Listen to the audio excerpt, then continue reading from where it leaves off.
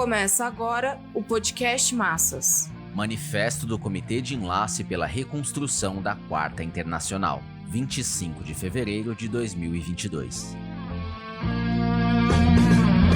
Somente a classe operária mundial pode acabar com a escalada militar dos Estados Unidos, OTAN, e com a intervenção da Rússia na Ucrânia.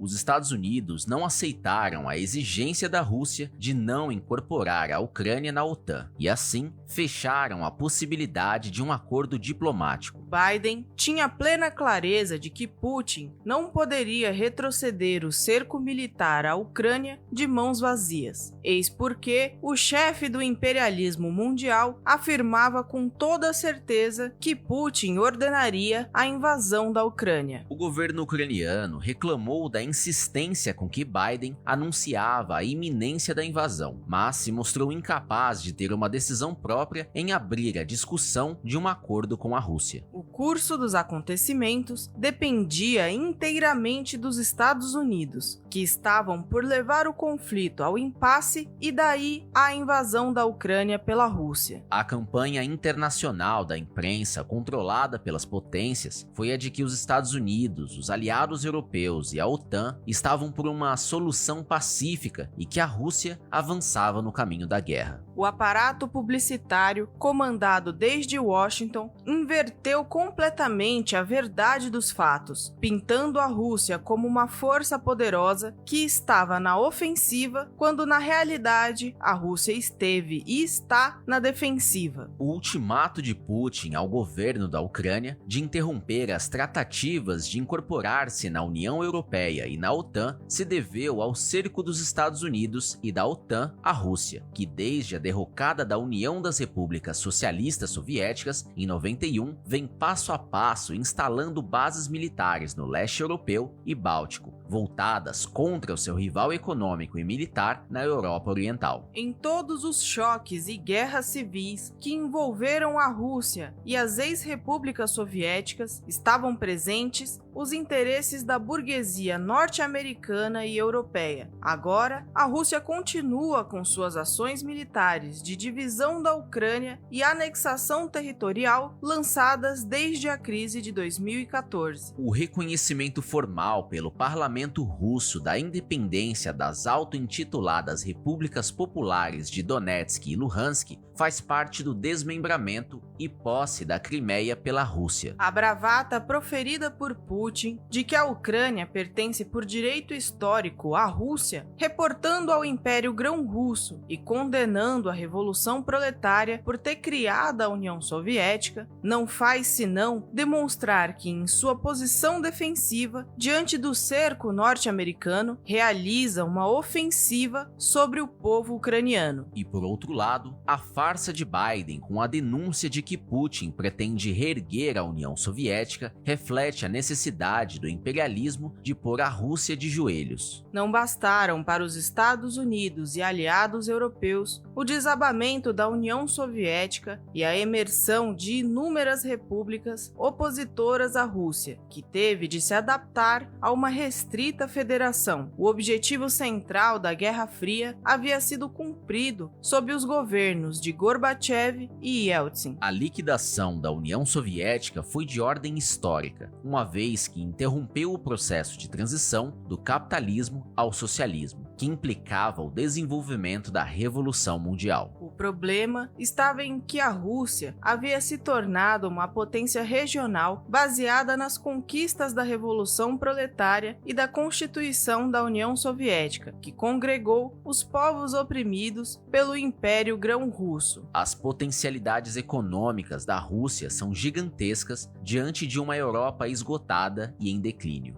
A reorganização da centralização autoritária e a reversão por Putin do processo desordenado de restauração capitalista, em seguida a liberação de forças anárquicas da crise política que se aprofundou sob o governo golpista de Yeltsin, se chocaram com o plano dos Estados Unidos de tornarem a Rússia em mais uma das semicolônias, ainda que com distinção. A Guerra Fria foi oficialmente declarada extinta, mas na realidade apenas mudou de forma, uma vez que os Estados Unidos mantiveram a OTAN e a potenciaram contra a Rússia. É nesse marco que se chegou à intervenção e guerra na Ucrânia. Está claríssimo que a posição militar do governo e da oligarquia russos é defensiva diante do cerco imperialista, mas ofensiva diante da Ucrânia espremida entre os interesses da burguesia imperialista e os da oligarquia restauracionista. É fundamental distinguir o lugar dos Estados Unidos e da Rússia nesse choque de forças. Igualá-los significa ocultar o lugar que cada um passou a ter no âmbito do capitalismo mundial em desintegração depois da liquidação da União Soviética. Somente é possível ao proletariado e aos demais explorados expulsarem as forças militares russas da Ucrânia, levando às últimas consequências a luta de classes pela expulsão dos Estados Unidos da Europa. A Rússia restauracionista não tem como manter sua condição de potência regional a não ser submetendo as ex-repúblicas soviéticas à condição de serviçais. E o imperialismo não tem como abrir respiradouros para a economia mundial, mergulhada na estagnação e marcada por recessões cada vez mais desintegradoras, a não ser avançando sobre o domínio russo regional e sobre seus recursos internos, bem como, diga-se de passagem, sobre as aspirações chinesas de manter os espaços ocupados na ordem internacional após o fim da União Soviética. Tudo indica, por enquanto, que a OTAN não irá se bater diretamente com as forças armadas russas. As divisões na burguesia europeia expressam o temor de setores do imperialismo de os Estados Unidos incentivarem a guerra. No entanto, o máximo que a Rússia poderá obter com a ocupação militar na Ucrânia é retardar sua incorporação à OTAN. A tendência é de a crise na região impulsionar ainda mais as forças centrífugas e aumentar a animosidade das ex-repúblicas soviéticas à Rússia. Os Estados Unidos contam com essa possibilidade e vão apertar ainda mais o cerco militar. Embora seja a segunda potência bélica, a Rússia não tem como passar à ofensiva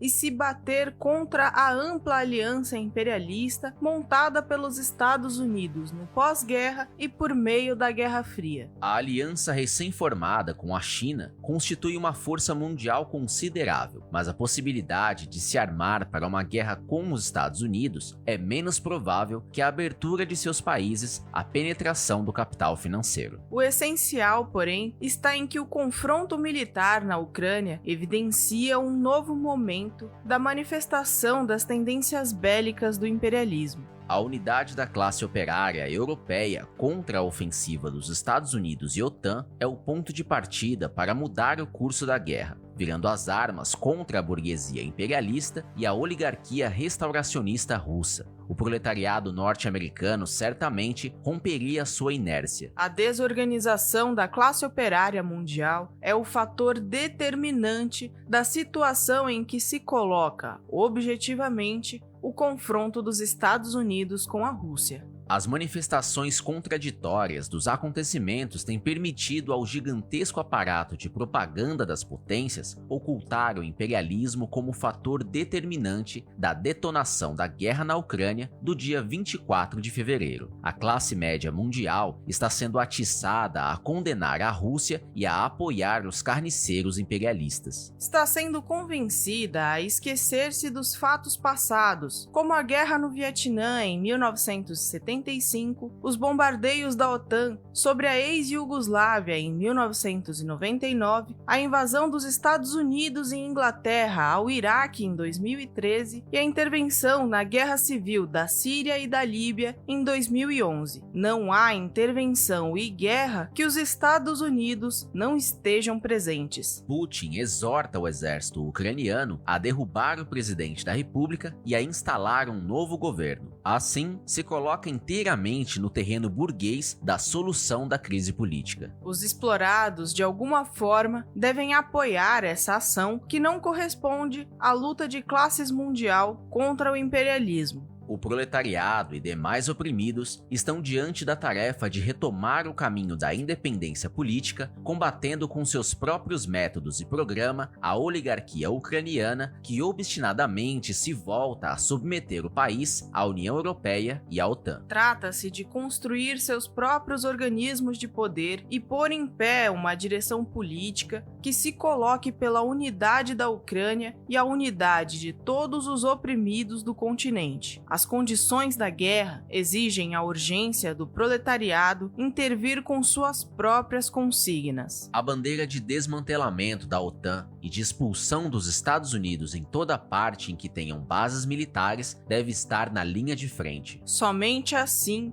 é possível lutar contra a invasão russa da Ucrânia, restabelecer a sua unidade territorial, conquistar a autodeterminação e acabar com os conflitos étnicos. Esse é o caminho para organizar a luta na Rússia e nas ex-repúblicas soviéticas sob a bandeira do socialismo. Fora os Estados Unidos do continente europeu, desmantelamento imediato da OTAN, retirada das forças armadas russas do território ucraniano por uma Ucrânia independente e soviética.